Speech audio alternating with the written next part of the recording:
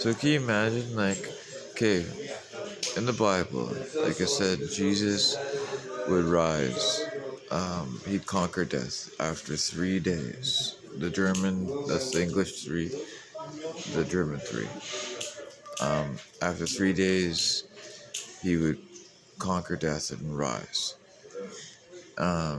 He had this extraordinary power to heal Lazarus, do all these things, but seeing it and doing it is amazing.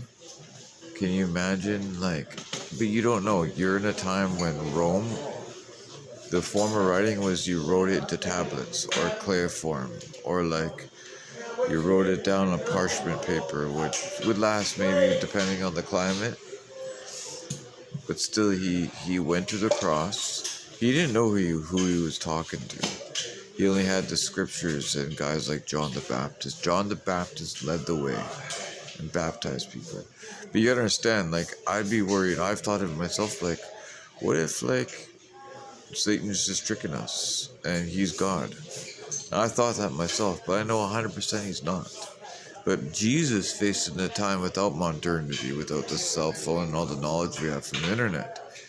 He was a man 2,000 years ago that died, went into hell, and I'm sure the devil did every trick to make sure that he's going to stay down there. Went into hell, conquered the keys of death to give us life and death. That's how God works. That's why women, when they meet a man, when the blood is sanctified, when a woman and man make love, or teenagers, or a virgin and a virgin, maybe not a virgin man, but like if two virgins make a child, the child is more clean. But the thing is, guys like me and girls that have, like, gone out to bars and stuff, praying and getting rid of that sin makes you like clean again.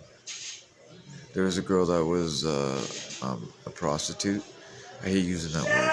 I like to say just like a lady of the night. I've sold my body before, once. And it was for, I guess, quite a bit of money. I didn't do anything I didn't want to do, trust me. Like, you know what I mean? Like, there was things like, no, like, like to call it easy, that a guy gave me fellatio. And at first he wanted to pay me $6,000 US, and I said no for like 6 months. I was like, no way, man. I was like hanging out with you, decent guy, I get it, you're gay and stuff, but hanging out with you was like pretty fun.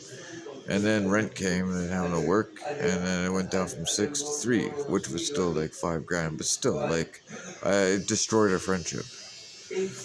But the thing is, it's like there's things I was willing to do and not do. And what I'm saying is, like, you don't know, like, God, Jesus, he put his soul into his son, human form.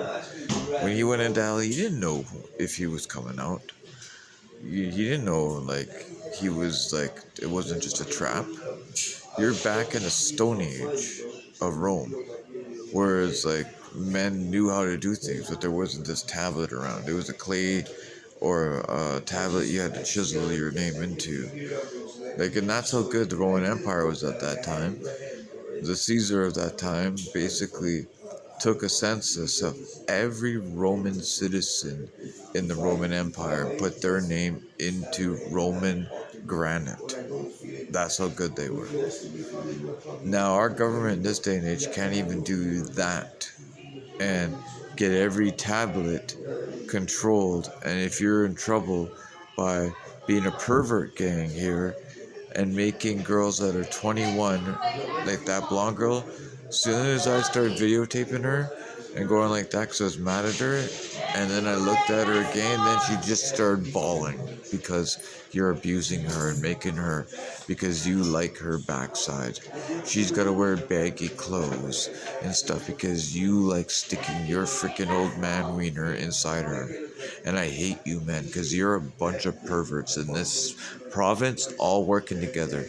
This is why when the girls are hiding and the young teenage boys are hiding, and shame on you, Mark Carney, you are no different than Trudeau. In fact, you're worse because you know exactly what's going on and you have the power. So I'm hoping that you change. If you don't, then you'll be known as BC's Big Pimp Daddy.